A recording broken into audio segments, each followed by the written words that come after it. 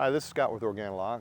I'm here in Madisonville, Kentucky. It is June the 9th, 2023, and the purpose of this video is to talk about regenerative agriculture, specifically what our efforts are to actually create a faster path through healthy soil. We call the technology no-trait farming. We have built a product that contains 0 synthetic nitrates, because we believe that just feeding plants nitrates is a path that is not sustainable, and I think we're seeing that.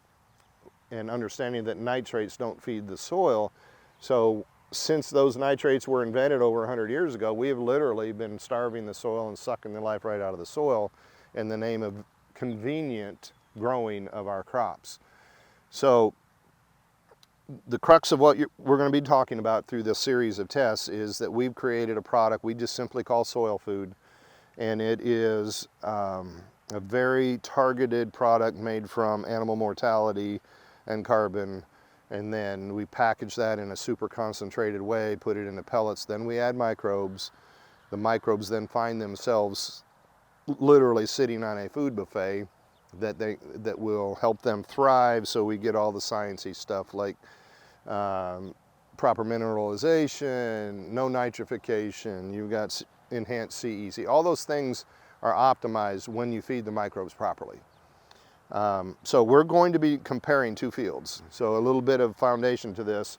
We had some pretty bad weather around here at planting time, so most of the fields in this area had to be replanted. This one was one of them, and then back there behind the trees or through that gap up by the power lines is another one. So we got 8 acres here and roughly another 8 back there that we are comparing. This particular one has been broadcast spread our soil food, about a ½ ton per acre, and that's the only fertilizer that was broadcast on top, and then they drilled the beans in. Back there, we use the conventional farming with nitrates. And then what we'll do now is compare visually. First, we'll go that route. So you can see here, what you're looking at is the first planting. This particular field did pretty good. Probably didn't need to be replanted. Some of it didn't come up, but most of it did. And then the second row is coming up pretty heavy right behind it. So let's take a segue or a minute here and let's jump back to the backfield just to look at it, and then we'll come back and we'll do that comparison. So let's go back here for a sec. And the things I want to make sure we've documented well is this one was planted on the same day as up there. It was replanted on the same day. The main difference is this is using conventional practices with the nitrate fertilizer versus what we did up there. So now that we've had a good look to see that this one isn't nearly as productive at this point as that, let's go finish talking about things up there. All right, so back up in the top field again, you can visually see the difference. Back there, again, as you just saw and you heard narrated, it just flat didn't come up very well, and it's still not doing well. There's really no hopes for it to really speed up beyond normal conventional practices, and then we just have to compare. This is what happens when you feed the soil. And it's a very practical solution where we're literally just feeding microbes with the C to N that they need at a proper ratio. So I don't want to belabor this. I guess we should go ahead and touch base on it. We'll dig in more later. We do recognize that a solid fertilizer solution is impractical for big ag.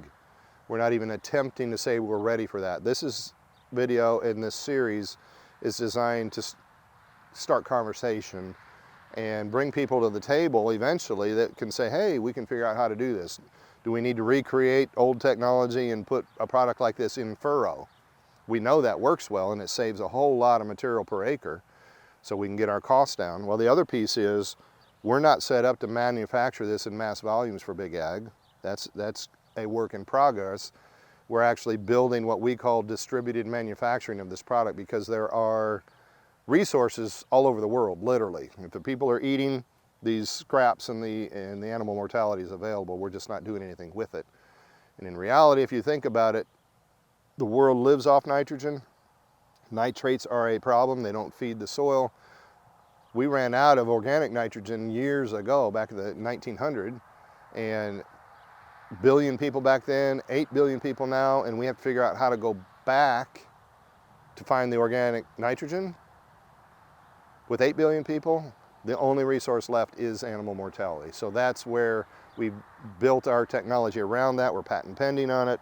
We believe it's the solution, at least at a lower level, where people can feed themselves, or small farms can go that route. Certainly it's going to help the organic people.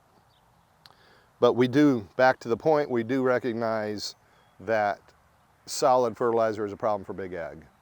Everything has gone liquid. That's why we have troubles today. We're going to have to find a solution. And we spent the last century plus not feeding the soil, and we're paying for it now. How do we get it back? We need to work together to figure that one out. The government agencies will probably have to get involved because the farmers can't afford to pay for it. The technology isn't there with the big farmers anymore. You know, the commodity pricings have everything all locked in. So yeah, that's what this is for, is to start some conversation without, hopefully without people being competitive or anything else. We're just putting our best foot forward and trying to find a solution that will work for the world, that is sustainable, it's green, all the things everybody's looking for. We now know it works. 8 years into it, we know it works. Now we've got to do the hard work of getting to the next step. This test is just one more example of the kind of work that has to be done to get people to even believe it's true. No miracles here. A lot of hard work, a lot of good resources to make the food, and a lot of work into a business model that can be used around the world. So with that, it's been a lot. I won't talk this much in the next videos. In comparison, we'll stack these up by the end of the year and we'll give a good summary. But right now, I just hope we can show a bumper crop this year that our fertilizer was good enough to actually carry 2 loads of seeds. I know it's not going to be an issue back there because most of them didn't come up. So yeah, looking forward to this. So I hope some of you follow along and engage, and we'll keep you posted on a regular basis. So thanks for taking time.